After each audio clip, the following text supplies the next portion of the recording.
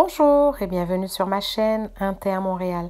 Aujourd'hui, je vais vous faire un pain farci à la viande hachée, un pain du style butbot, donc farci. Alors, juste une idée différente pour un pain sandwich qui peut se transporter facilement pour un repas à l'extérieur.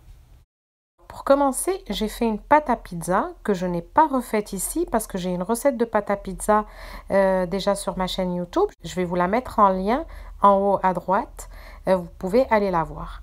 Donc, j'ai pris ma pâte à pizza que j'ai séparée en 4 boules et que je vais commencer à farcir. Mais avant, je vous montre comment je les ai farcis. J'ai de la viande hachée, mi-maigre. Je vais y mettre un peu d'huile d'olive. Voilà. Ensuite, je vais mettre du sel, du poivre, un peu de paprika, juste pour la couleur, et un peu de piment d'Espelette, ou n'importe quel autre piment. Juste un petit peu, une pointe de cuillère. Ça, c'est pour les épices. Ensuite, on va rajouter l'équivalent d'un oignon émincé et un petit bouquet de persil et coriandre. Et on va laisser revenir tout ça. Pour une petite touche de légumes, j'ai rajouté un petit peu de poivron rouge. Puis, je vais laisser revenir tout ça comme il faut avant de farcir le pain.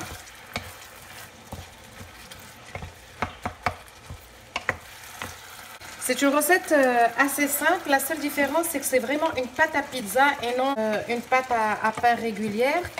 Ça donne une texture très particulière à ce pain farci. C'est très bon. C'est à mi-chemin entre la pizza et le pain. Donc, on se retrouve quand ça sera prêt pour la farce. Voilà ce que j'ai obtenu. Je l'ai un petit peu dégraissé. Mon mélange de viande et de petits poivrons rouges. Et donc, je vais commencer à farcir mes petits pains. On va commencer à aplatir chaque boule de pâte. Faites-le avec le bout des doigts. N'oubliez pas que c'est une pâte à pizza et non une pâte à pain. Donc, c'est pas la même texture. Si vous avez de la difficulté à le faire avec les doigts, faites-le au rouleau. Ensuite, on met une quantité généreuse de farce à l'intérieur de notre pâte. N'oubliez pas que vu qu'on va refermer ce pâton et qu'on va l'aplatir, il faut qu'il y ait suffisamment de farce pour qu'il y en ait aussi sur les côtés. Donc voilà, regardez la façon dont je vais la rouler délicatement. On prend les bords, on les colle, on les soude avec les doigts et on essaye de tout ramener, toute la fermeture vers le milieu. Et on refait une boule de pâte.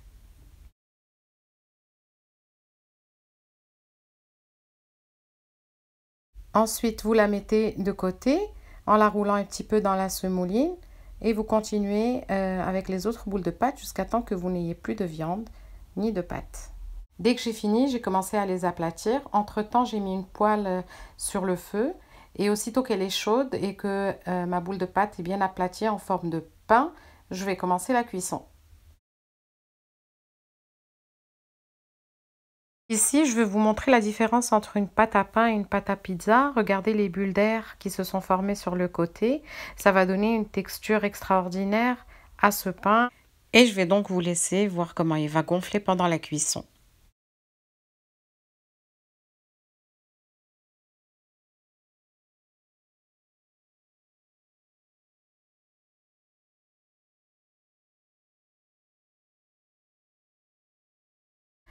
Même procédé pour la suivante. Aussitôt qu'on la dépose, on la retourne et on attend qu'elle gonfle comme vous avez vu dans les images précédentes.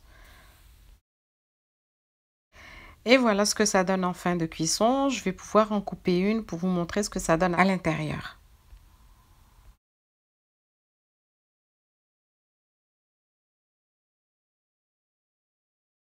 Et il est de coutume de manger ce pain farci avec un bon thé à la menthe.